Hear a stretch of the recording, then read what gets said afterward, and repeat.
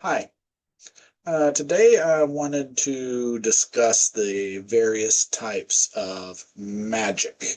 There actually won't be a associated ritual with this episode, but this does lay the groundwork for some future videos I plan on posting that do have rituals associated with them.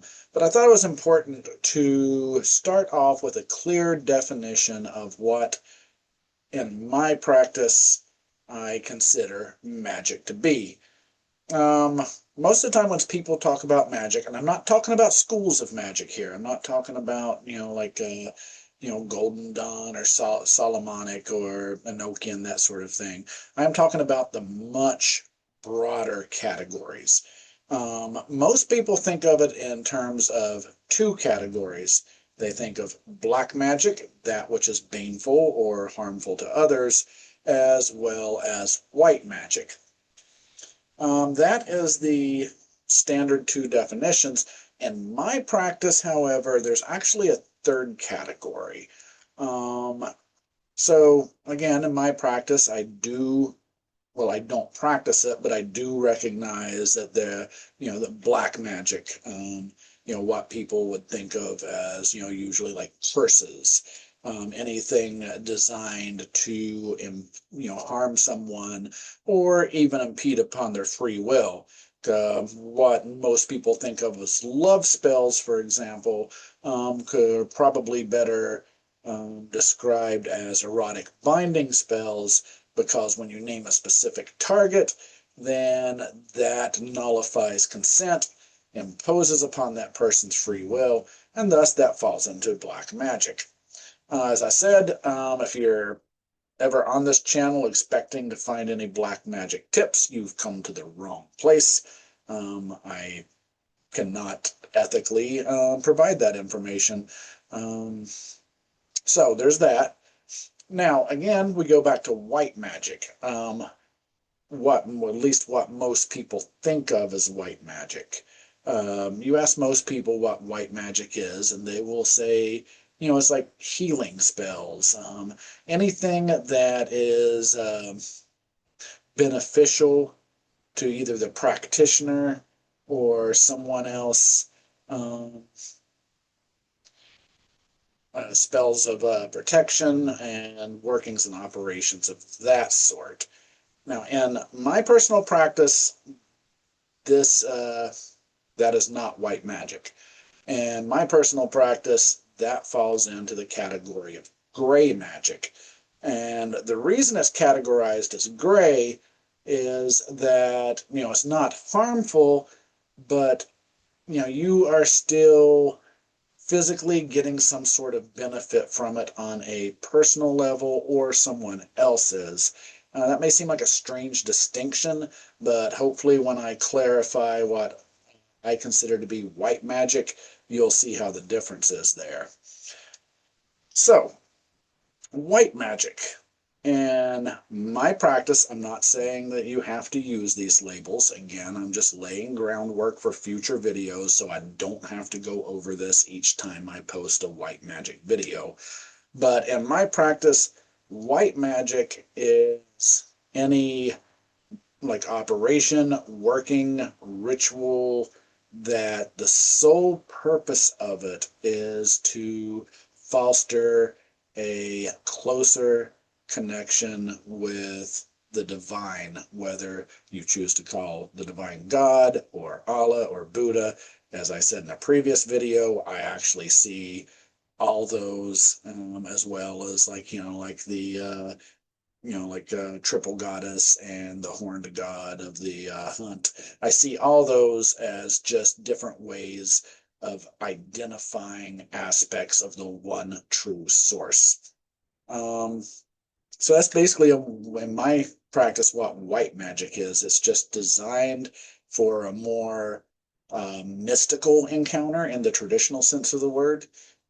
It's designed as soul work, as inner work. Um, Inner work to bring you closer again to the divine. Um,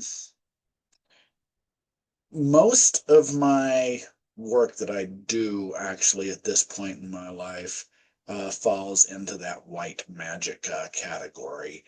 Um, John Dee, he spoke a lot about the dignification of the magus. And I mean, he meant it in a way just slightly different than it resonated with me. The phrase itself really did resonate with me, and I am certainly not detracting from the way he meant it because I thought the way he meant it was important.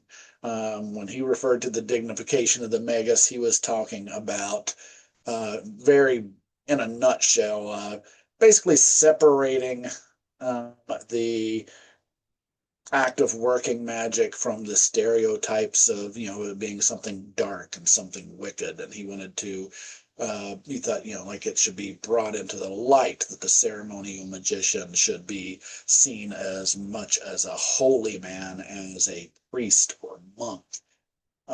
So that is how he, like spoke of the dignification of the magus. As I mentioned, that phrase really resonated with me the first time I heard it, and I meditated on that phrase a lot.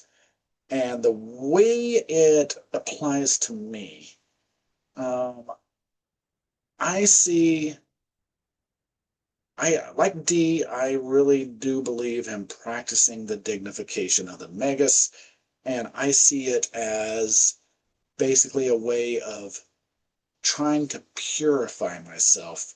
I see it as if I want to even stand close to the presence of the divine, if I, want to even feel a fraction of the divine's light and like entering into me, then I have to be worthy of assuming that position. I have to be worthy in thought and action, and well, I guess deed is the same as action. So to me, the dignification of the magus is trying to dignify yourself so that you can stand tall and be worthy of being in the presence of, the divine source. Um, so that is the main goal of my practice. I do believe in reincarnation and soul cycles, and I have felt um, very deeply for a while that this is my last incarnation, and that I am getting ready to return. By that, I don't mean that I'm like, I don't think I'm dying anytime soon, but I think when my time on this earth has come, there's just a certainty within me that I will not be recycling around again. And so as that um as that feeling like took hold on me and became feeling like truth, I really started applying the white magic and just trying to be a better me, to basically to try to better my soul. I aim to emulate God. I try to be as much like God as possible, as I feel that if I emulate the traits, then that can only help dignify me, and it can allow me to just be worthy of being in that divine presence. Um, so that's where I am on my spiritual path at this point. As such, a lot of the future videos will be dealing with white magic rituals. Um, However, I should also note that a lot of these white magic rituals I'll be going over later, they can also be applied as part of a series of rituals for other type of gray magic workings. More of that will become evident when we actually start doing the ritual tutorials. Um, but really, that's about all I wanted to talk about today in a nutshell. Um, pretty soon I want to post first my first like non-spiritual alchemy ritual video. And again, it will be white magic, so keep an eye out for that. Um, Between now and then, if you would like to strive to dignify yourself as a magus, or however you want to label yourself, if you would like to start down that road, if you already haven't, a good and easy place to start is monitoring what you say and you think. Um, Now, I'm human, I slip, of course. I mean, none of us are perfect. Um, but if I say something or even think something, I will try and stop to ask myself three questions. First, I'll ask myself, is this true? Um, I will ask myself, is this necessary? And third, I will ask myself, is this kind? If the answer to any one of those three is no, then it's not a thought worth having or a statement worth speaking and uttering. So that's a good place you can start. That's just a good practice all the way around. It can help make the world a better place, I think. But that's it for today. I'm not just going to sit here and ramble. Like I said, keep an eye out for those future videos. And again, I thank you for sticking with my channel. I know I don't have very many subscribers, but I've noticed that don't know who you are, but I have basically the same number of views, usually more or less when I post new content. So I want to thank each and every one of you for tuning into this channel, connecting with me. Feel free to drop me like comments. Let me know who you are, and let me know what you think of the videos. Um, but like I said, I'm not going to ramble. So until the next video, as always, just walk in peace and light, my friends.